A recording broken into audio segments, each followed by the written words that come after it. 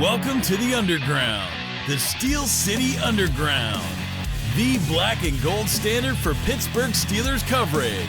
Now, here's your host, Terry Fletcher. Hello, everyone, and welcome to the WTF podcast with Steel City Underground. My name is Terry Fletcher. So we're at week 3 of the NFL season, and oh my goodness, this is going to be a long season if this is what we're going to have to deal with, not just in Pittsburgh, but around the league. So first, let's start off with the Steelers. They were on Thursday Night Football. It was not good. We were playing the Browns, so when you're playing a division opponent, you want to win because that makes a huge difference. So the first thing, the positives. So Najee Harris, he did a great job running over John Johnson III. It was a truck for the touchdown. And first we had an amazing catch by George Pickens where I don't know how that man caught that ball, but it was just amazing.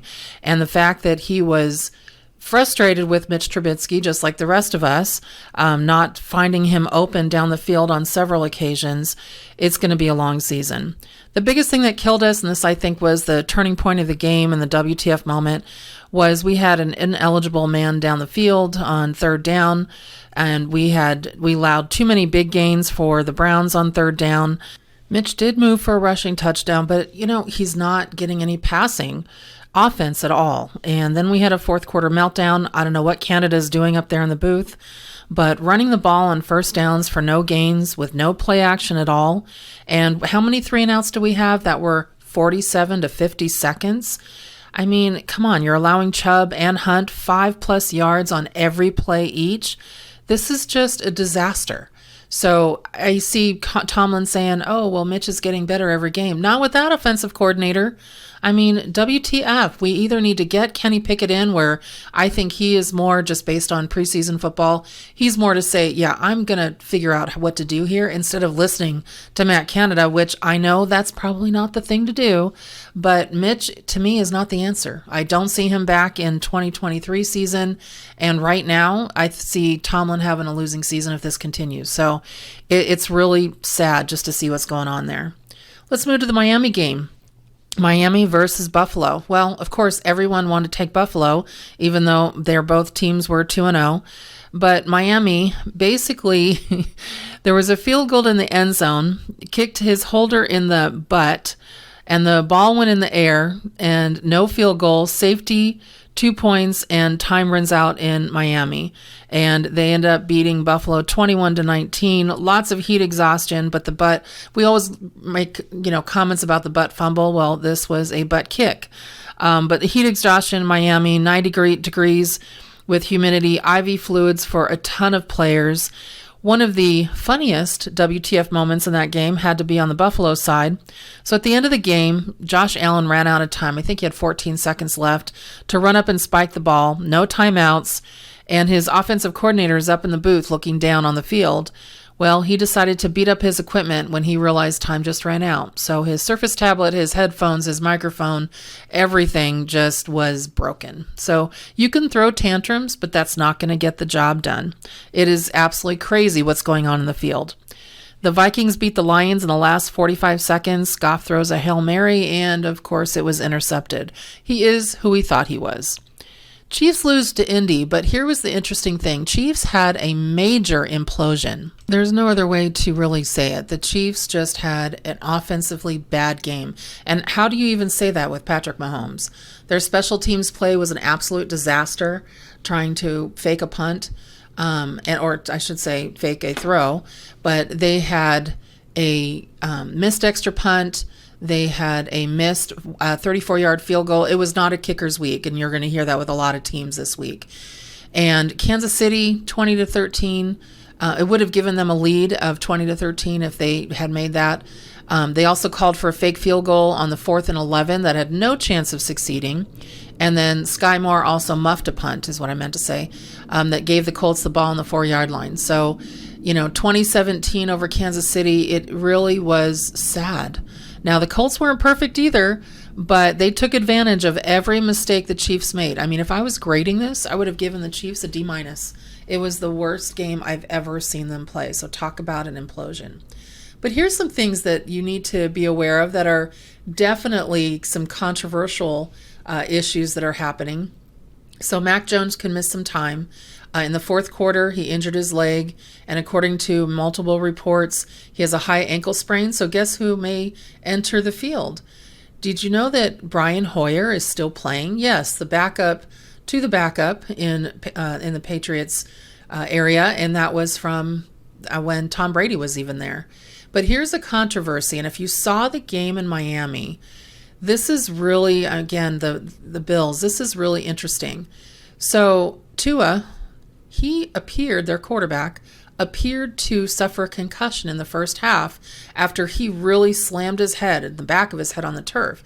He was so shaken up that he couldn't even walk on the field. When you get up and you're thinking, oh, I'm a little woozy. Oh no, his teammates had to help him up. He went back in. After the game, the Dolphins said, oh no, it was just a back injury and his back locked up on him. That's why he couldn't walk off the field. Yeah, guess who's investigated now? The NFLPA, because he did suffer. I don't care what anybody says. He should not have gone back in the game. It looked absolutely like a head injury. I'm not a physician, but I am a medical personnel, and I'm in the healthcare field, and I've seen this so many times. So it'll be interesting to see how that pans out, and you're looking at some fines in that area if that happens. Josh Allen, he gets his hand examined in the loss to the Dolphins because he actually banged his hand on the defender's face mask. And so he said he's fine, but we'll see what happens in that one. There's all kinds of interesting things that happen too. DeAndre Swift could miss some time. He had also a injured shoulder, so did Dalvin Cook, but Chargers, okay, I am ready to kick their coach to the absolute curb. I cannot believe that now I want to call him San Diego, but the LA Chargers allowed Justin Herbert to play. He has a rib injury. He has a cartilage fracture in the rib area. And the fact that his coach is allowing him and his response was, well, he's Justin Herbert. I don't care if he is George Washington. Should not have been playing. Talk about making it worse, and just absolutely looked terrible in the game, and they lost absolute big time. It was such a sad game to watch him play and get clobbered every time. I mean, 38-10, the Jaguars, but Brandon Staley, he should have absolutely pulled him off, and he didn't do that. I would give them an F. It was just so bad. Talk about a WTF. My husband and I were sitting there watching this game and through Red Zone, and we were screaming, get him out of the game. It was so terrible. Now, the Raiders are the only 0-3 team. It's so sad. Isn't it really sad? So, what can you do? It doesn't look like they're going anywhere, but what can you do? The Broncos, I don't know what's going on there, but they definitely had an interesting game over San Francisco. So 11-10. How do you think they won? Oh, they won because the San Francisco quarterback, he basically stepped out and gave himself his own safety. Yes, Jimmy Garoppolo, he's very cute. I mean, he is just cute. But even handsome people can have a bad day, and it's not just once in a while. He gave the Broncos 2 free points by stepping out of the end zone for a safety in the second half against Denver. But on the possession before that, he also lost a fumble after bobbling a snap. So his first start of the season did not go well at all, and that's a WTF moment. But that's when a player safeties himself. Yes, talk about WTF. So they definitely won that game, but Doug Peterson, he was the Jaguars coach. He was awesome. So I think it'll be interesting to see what he ends up doing. But when you're looking at what Russell Wilson is doing out there in Denver, I wonder if they're rethinking that $240 million. You know who should have got $200 million of it? Their punters. That was the most exciting part of the game over the weekend. So it was just, you sit there and go, what is going on in this game? It was actually hard to watch some games, just realizing that punt. And it was just, it was like a back and forth, ridiculous.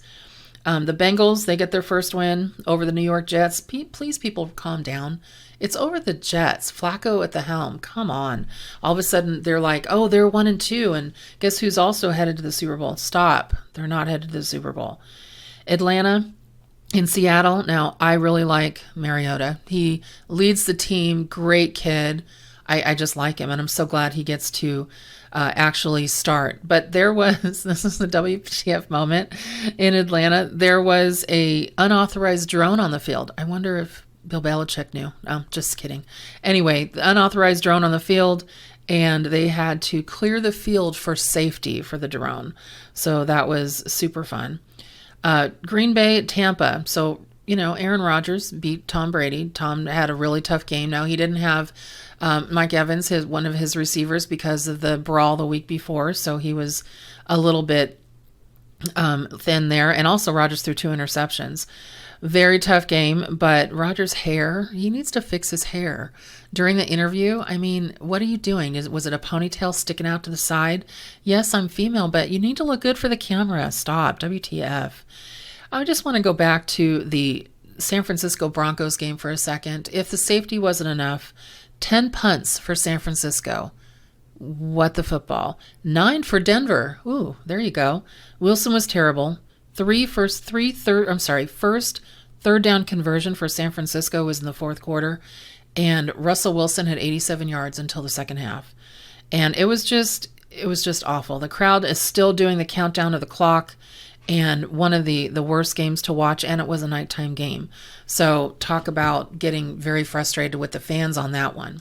So I know everyone wants to anoint Lamar Jackson the next, king of football. And yes, he does accomplish a lot. He's the first player in the Super Bowl era to finish a game with at least 3 touchdown passes and 100 rushing yards in consecutive games. But they have to score at least 30 points to win a game. And even when they do score sometimes that 38, 39 points, they don't always win. Did they win this week? Yes, they're 2-1. But again, if you have to score at least 4 touchdowns to win a game and more, then that's going to wear on you at some point. The Bears have really given up on the pass. Through 3 games, the Bears have completed just 23 passes. Yes, 23 passes. And so I don't know what's going to happen in Chicago on that one. Justin Tucker was doing Justin Tucker things. He had a 56-yard field goal against the Patriots. He now has 50 career field goals past 50 yards or more. And I'm just happy I have him on my fantasy league team. So I do have Boz too, but when you get him, it's pretty good. The other thing that I think is interesting just from a WTF moment. So guess who's on the Super Bowl halftime show? They made the announcement on Sunday. Yeah, it's Rihanna. Okay. All right. Whatever.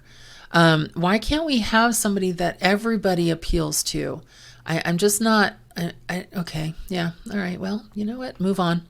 Okay. So one of the things they also announced, and this is the NFL, is that the Pro Bowl might not end up being that exciting this year. They're actually not going to have a Pro Bowl game. They're going to have a skills competition. Now, do you still make the Pro Bowl? Sure. But they're not going to have an actual game because nobody wants to hit anybody. They don't want to get injured with the Pro Bowl game that has no defense and only is offense. I get that. That's definitely something that they're going to have to figure out, but it's just become more of a popularity contest than an actual game situation. Now, circling back to the Steelers, just because I think there's some WTF moments, I think that Chase Claypool, I think he's a non-factor right now. We just don't know what's going on there. Back-to-back losses, New England Patriots and Cleveland Browns. I'm kind of tired of Deontay Johnson and his comments. Somebody asked him in the locker room, what do you think the identity of this, this offense is? And he's like, I don't really know. And then he talks about the coaches. Well, maybe if you didn't drop passes continually, maybe you'd know what it was. And he still's dropping. Does he make a flash play? Yeah, every once in a while, sure. But he drops passes and at the wrong time. I'm not saying there's a right time for a drop pass, but he does it typically at the wrong time. My problem is right now Canada. So Matt Canada, our offensive coordinator, he is not helping anything. We had a good tempo going. It seemed like we were marching down the field. And then all of a sudden, he starts doing what he was doing that wasn't working before. So we're not really understanding what's going on there. I hope he's not back next year, but it's not good. Our ground game isn't there yet, but we do have our rookie, Jaylen Warren, number 30. He continues to be a pretty good complementary piece to Najee, but it looks like Najee's just a little bit tentative when it comes to running. Maybe it's his ankle. I'm not really sure, but we need to see Najee get a 100-yard rushing game. And if we don't have that, we're going to have a really tough time. Also, targeting in the middle of the field. Well, you know what? Pat Freiermuth, he hasn't been targeted in the beginning of games in the first 3 games. So in this game, in the third game, he finally was targeted in the fourth quarter over the middle for 2 completions, and he was going right down the field. So they need to really look at their tight end play. Otherwise, we're all going to be saying, what the football is going on here? And you can't have your defense on the field for 80% of the game. We had 3 3-and-outs that were less than 50 seconds, and that is just not good. So, I mean, I realize that everyone thinks they can coach better than Mike Tomlin or Canada, but how many of us could after looking at these last 3 games? So let's hope that Mike Tomlin gets it together. He was quoted in his Tuesday press conference saying that he thinks Mitch is getting better. Well, you know what? That to me means he doesn't think he's going to put in Pickett.